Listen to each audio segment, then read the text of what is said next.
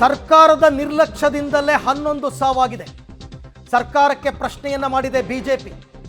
ಹಲವಾರು ಪ್ರಶ್ನೆಗಳನ್ನು ಮುಂದಿಟ್ಟಿದ್ದಾರೆ. RCB fan followers ಜಾಸ್ತಿ ಇರೋದು ಗೊತ್ತಿದ್ರೂ ಕೂಡ ಯಾಕೆ ನಿರ್ಲಕ್ಷ್ಯ ಮಾಡಿದ್ರಿ? ಏಕಾಏಕಿ ವಿಧಾನಸೌಧ ಸ್ಟೇಡಿಯಂನಲ್ಲಿ ಕಾರ್ಯಕ್ರಮ ಆಯೋಜನೆ ಮಾಡೋ ಅಗತ್ಯ ಇತ್ತ? ಅಭಿಮಾನಿಗಳ ನಿಯಂತ್ರಣಕ್ಕೆ ಬ್ಯಾರಿಕೇಡ್ ಹಾಕದೇನೆ ನಿರ್ಲಕ್ಷ್ಯ ಮಾಡಿದ್ಯಾಕೆ? ಸಾವಿರಾರು ಸಂಖ್ಯೆಯಲ್ಲಿ ಜನ ಇದ್ರೂ ಕೂಡ ತುರ್ತು ಸೇವೆ ಇರಲಿಲ್ಲ. ಒಂದು ಆಂಬ್ಯುಲೆನ್ಸ್ ಇಲ್ಲ, ಪೊಲೀಸ್ ಸರ್ವಿಸ್ ಇಲ್ಲ, ಏನೂ ಇಲ್ಲ. ಸಾವಿರಾರು ಸಂಖ್ಯೆಯಲ್ಲಿ ಜನ ಇದ್ದರೂ ತುರ್ತು ಸೇವೆ ಇರಲಿಲ್ಲ. ಇದು ನಾವು ಬಿಜೆಪಿಯವರು ಅಥವಾ ನಾವು ಹೇಳ್ತಿರೋದಲ್ಲ, ಪ್ರತ್ಯಕ್ಷದರ್ಶಿಗಳೇ ಹೇಳಿದ್ರು. ವೇದಾಂಶಿ ಅಂತಕ್ಕಂಥ ಮಗುವಿನ ತಾಯಿ ಮಾತನಾಡ್ತಾ ಹೇಳಿದ್ರು, ಒಬ್ಬನೂ ಇರಲಿಲ್ಲ ಸರ್, ಅಲ್ಲಿ ಒಂದು ಆಂಬ್ಯುಲೆನ್ಸ್ ಇರಲಿಲ್ಲ. ಸಾವಿರಾರು ಸಂಖ್ಯೆಯಲ್ಲಿ ಜನ ಇದ್ದರೂ ತುರ್ತು ಸೇವೆ ಇರಲಿಲ್ಲ. ನಿಜ ಅದು. ಸ್ಟೇಡಿಯಂ ಬಳಿ ಆಂಬ್ಯುಲೆನ್ಸ್ ಇಲ್ಲ, ವೈದ್ಯಕೀಯ ತಂಡ ಇಲ್ಲ. ಯಾಕಿರಲಿಲ್ಲ? ಯಾಕೆ ಆರ್ಗನೈಸ್ ಮಾಡಲಿಲ್ಲ? ಇದೆಲ್ಲ ಬಿಟ್ಬಿಡೋಣಪ್ಪ.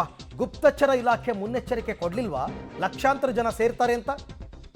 ಹಾಗಾದರೆ ಇದು ಗುಪ್ತಚರ ಇಲಾಖೆ ವೈಫಲ್ಯನ? ಸಹಜವಾದ ಪ್ರಶ್ನೆ. ಕುಂಭಮೇಳದಲ್ಲಿ ಆದಂತಹ ದುರ್ಘಟನೆಗೆ ಕಾಂಗ್ರೆಸ್ನವರು ಇದೇ ಪ್ರಶ್ನೆ ಕೇಳಿದ್ರು. ಸಾಮರ್ಥ್ಯಕ್ಕಿಂತ ಸ್ಟೇಡಿಯಂಗೆ ಹೆಚ್ಚಿನ ಜನ ಬರೋದು ಗೊತ್ತಿರಲಿಲ್ವಾ ನಿಮಗೆ? ಅಲ್ಲಿರೋದು 35,000 ಕೆಪಾಸಿಟಿ. ಲಕ್ಷಾಂತರ ಜನ ಬಂದು ಕೂತಿದ್ದಾರೆ. ಸರಿಯಾಗಿ ಗೇಟ್ ಓಪನ್ ಮಾಡಿಲ್ಲ. 21 ಗೇಟ್ ಓಪನ್ ಮಾಡ್ಬೋದಾಗಿತ್ತು.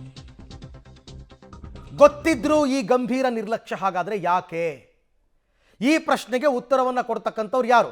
ಕಾಂಗ್ರೆಸ್ನವರು ಮಾತೆತ್ತಿದ್ರೆ ಇದರಲ್ಲಿ ರಾಜಕೀಯ ಮಾಡಬೇಡಿ ಅಂತೀರಾ. ರಾಜಕೀಯ ಮಾಡ್ತಾ ಇರ್ತಕ್ಕಂಥವ್ರು ನೀವು ಅಂತಂದ್ರೆ ಕಾಂಗ್ರೆಸ್ನವರು, ಬಿಜೆಪಿಯವರು. ಇದು ಜನಸಾಮಾನ್ಯರ ಪ್ರಶ್ನೆ. ಇಲ್ಲಿ 10 ಲಕ್ಷ ರೂಪಾಯಿ ಅನೌನ್ಸ್ ಮಾಡ್ತಿದ್ರಿ. ಇದೇ ಸರ್ ನಿಮ್ಮ ಸೆನ್ಸಿಟಿವಿಟಿ? ನಿಮ್ಮಲ್ಲಿ ನಿರ್ಭಾವುಕತೆ ಅನ್ನೋದು ಕಾಣ್ತಾ ಇದೆ. ಸಂವೇದನೆಯನ್ನು ನೀವು ಕಳ್ಕೊಂಡಿದ್ದೀರಿ ಅನ್ನೋದು ಸ್ಪಷ್ಟವಾಗಿ ಹೇಳಲಿಕ್ಕೆ ಬಯಸ್ತೀನಿ. ಎಷ್ಟು 7 IPL ಮ್ಯಾಚ್ಗಳು ಬೆಂಗಳೂರಿನಲ್ಲಿ ನಡೀತಲ್ಲ, ಇದುವರೆಗೆ ಎಷ್ಟು ವರ್ಲ್ಡ್ ಕಪ್ ಮ್ಯಾಚ್ಗಳು ನಡೆದಿದ್ದಾವೆ? ಎಲ್ಲಾದರೂ ಚಿನ್ನಸ್ವಾಮಿ ಸ್ಟೇಡಿಯಮಲ್ಲಿ ಎದುರುಗಡೆ ಆಯಿತು. ಇಷ್ಟು ಜನ ಬನ್ನಿ ಅಂತೇಳಿ ಓಪನ್ ಆಗಿ ಮುಖ್ಯಮಂತ್ರಿಯರೇ ಟ್ವೀಟ್ ಮಾಡಿ ಕರಿತಾ ಇದ್ದಾರಲ್ಲ. ವಿಧಾನಸೌಧ ಎದುರುಗಡೆ ಇವರು ಶಾಲು ಮತ್ತು ಪೇಟ ಹಾಕುವಂಥ ಅಗತ್ಯ ಇತ್ತ? ಚಿನ್ನಸ್ವಾಮಿ ಸ್ಟೇಡಿಯಮ್ಗೆ ಬರ್ಬೋದಿತ್ತಲ್ವ? ಅಲ್ಲೇ ಬೆಳಗ್ಗೆಯಿಂದಲೂ ವ್ಯವಸ್ಥೆನ ಮಾಡಿಬಿಟ್ಟು ಒಂದೇ ಕಡೆ ಕೊಡ್ಬೋದಿತ್ತಲ್ವ? ಪೊಲೀಸರು ಏರ್ಪೋರ್ಟ್ ಹತ್ರ ಅವ್ರು ಬಂದು ಇಳಿದಾಗ ಅಲ್ಲಿಂದ ರಕ್ಷಣೆ ಕೊಡಬೇಕು, ದಾರಿ ಉದ್ದಕ್ಕೂ ರಕ್ಷಣೆ ಕೊಡಬೇಕು. ವಿಧಾನಸೌಧ ಎದುರುಗಡೆ ಇವ್ರ ಮಕ್ಕಳಿಗೆ ಆಟೋಗ್ರಾಫ್ ತಗೊಳ್ಳೋದಕ್ಕೆ ರಕ್ಷಣೆ ಕೊಡಬೇಕು. ಚಿನ್ನಸ್ವಾಮಿ ಸ್ಟೇಡಿಯಂ ಎದುರುಗಡೆ ರಕ್ಷಣೆ ಕೊಡಬೇಕು. ಪೊಲೀಸರು ಏನು ಮಾಡ್ತಾರೆ? ವ್ಯವಸ್ಥೆನ ಒಂದು ಕಡೆ ಕಾರ್ಯಕ್ರಮ ಮಾಡ್ಬೋಯ್ತಲ್ಲ, ಬಂದು ಚಿನ್ನಸ್ವಾಮಿ ಸ್ಟೇಡಿಯಮ್ಮಲ್ಲೇ ಸ್ಟೇಜ್ ಹಾಕಿ ಅಲ್ಲೇ ಕಾರ್ಯಕ್ರಮ ಇವ್ರದ್ದು. ಲಕ್ಷಾಂತರ ಜನ ಸೇರುವ ನಿರೀಕ್ಷೆ ಇದ್ದರೂ ಸೂಕ್ತ ಜನಸಂದಣಿ ನಿರ್ವಹಣಾ ಯೋಜನೆ ಅಂದರೆ ಕ್ರೌಡ್ ಮ್ಯಾನೇಜ್ಮೆಂಟ್ ಪ್ಲಾನ್ ಯಾಕೆ ಮಾಡಿರಲಿಲ್ಲ? ನಿಮ್ಮ ಇಂಟೆಲಿಜೆನ್ಸೇ ಹೇಳಿತ್ತು. ಹಿಂದಿನ ದಿನದ ರಾತ್ರಿಯ ಅನುಭವ ಇತ್ತು. ಹಿಂದಿನ ದಿನ ರಾತ್ರಿ RCB ಗೆದ್ದಾಗ ಬೀದಿಯಲ್ಲೇ ರಾಜ್ಯದ ಉದ್ದಗಲಕ್ಕೆ ಸಾವಿರಾರು ಜನ ಬಂದು ಸಂಭ್ರಮಿಸಿದರು. ಇಷ್ಟಾದರೂ ಕೂಡ ನಿಮ್ಮ ಇಂಟೆಲಿಜೆನ್ಸು ಮುಂಚಿತವಾಗಿ ಎಚ್ಚರಿಕೆ ಕೊಟ್ಟಿದ್ದರೂ ಕೂಡ ಆ ಎಚ್ಚರಿಕೆಗಳನ್ನು ನಿರ್ಲಕ್ಷ್ಯ ಮಾಡಿದ್ದು ಯಾಕೆ? ಕಾರ್ಯಕ್ರಮದ ಪ್ರವೇಶ ಈ ಬಗ್ಗೆ ಮತ್ತಷ್ಟು ಮಾಹಿತಿ ನನ್ನ ಕೊಲೀಗ್ ರವೀಶ್ ಅವರಿಂದ ಪಡ್ಕೊಳ್ಳೋಣ. ರವೀಶ್, ಈ ವಿಚಾರದಲ್ಲಿ ನಾವು ರಾಜಕೀಯ ಮಾಡೋದಲ್ಲ. ಬಿಜೆಪಿಯವರು, ವಿರೋಧ ಪಕ್ಷದವರು ಅವ್ರು ಪ್ರಶ್ನೆ ಮಾಡ್ತಾರೆ, ಬೇಡ. ಜನಸಾಮಾನ್ಯರು ಕೇಳ್ತಾ ಇರ್ತಕ್ಕಂಥ ಪ್ರಶ್ನೆ, ಯಾರ ನಿರ್ಲಕ್ಷ್ಯದಿಂದ 11 ಸಾವಾಯಿತು? ಯಾರ ನಿರ್ಧಾರದಿಂದ ಇಷ್ಟೊಂದು ಸಾವಾಯಿತು? ಈ ಪ್ರಶ್ನೆಗೆ ಉತ್ತರ ಕಾಂಗ್ರೆಸ್ ನಾಯಕರಿಂದ ಬರ್ತಾ ಇಲ್ಲ. ಇದರಲ್ಲಿ ರಾಜಕೀಯ ಮಾಡಬೇಡಿ ಅಂತಾರೆ. ಹಾಗಾದ್ರೆ ಯಾರನ್ನ ಪ್ರಶ್ನೆ ಮಾಡ್ಬೇಕು ನಾವು? ಅರವಿಂದ್, ಖಂಡಿತವಾಗಿ ಕೂಡ. ಯಾಕೆಂದರೆ RCB ಫ್ಯಾನ್ಸ್ ಅಂದರೆ ಎಷ್ಟರ ಸಂಖ್ಯೆಯಲ್ಲಿ ಸೇರ್ತಾರೆ ಅನ್ನೋ ಅಂದಾಜು ಸರ್ಕಾರಕ್ಕೆ ಇರಬೇಕಾಗಿತ್ತು. ಏಕೆಂದರೆ RCB ಫ್ಯಾನ್ಸ್ ವಿಚಾರದಲ್ಲಿ ಎಲ್ಲೂ ಕೂಡ ಒಂದು ರೀತಿಯಲ್ಲಿ ಎಡಬಾರ್ದು ಅನ್ನೋ ಸೂಚನೆಯನ್ನು ಪೊಲೀಸ್ ಇಲಾಖೆ, ಪೊಲೀಸರು ಕೂಡ ಒಂದು ರೀತಿಯಲ್ಲಿ ಅಧಿಕಾರಿಗಳು ಸಲಹೆಯನ್ನು ಕೊಟ್ಟಿದ್ದರು.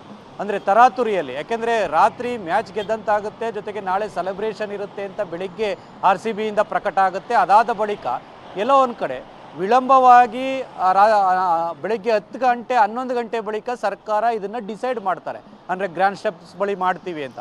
ಆದರೆ ಮಧ್ಯಾಹ್ನ 12 ಗಂಟೆ ತನಕವೂ ಕೂಡ ಇಲ್ಲ, ಇಲ್ಲಿ ಸೆಲೆಬ್ರೇಷನ್ ಪೆರೇಡ್ ಇರುತ್ತೆ ಅನ್ನೋದ್ರ ಗೊಂದಲದಲ್ಲೇ ಕೂಡ ಇರ್ತಾರೆ. ಕ್ಲಾರಿಟಿ ಇರಲಿಲ್ಲ.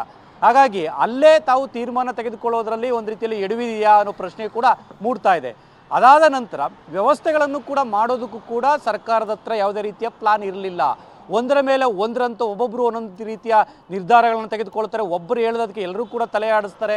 ಈ ರೀತಿಯ ಚೌಚೌ ನಿರ್ಧಾರಗಳಿಂದಾಗಿ ಸರ್ಕಾರ ಈ ರೀತಿಯ ಒಂದು ನಿರ್ಲಕ್ಷ್ಯವನ್ನು ವಹಿಸ್ಬಿಡ್ತಾ ಅನ್ನೋದೇ ಈಗ ಬಹುದೊಡ್ಡ ಪ್ರಶ್ನೆ ಆಗಿರ್ತಕ್ಕಂಥದ್ದು.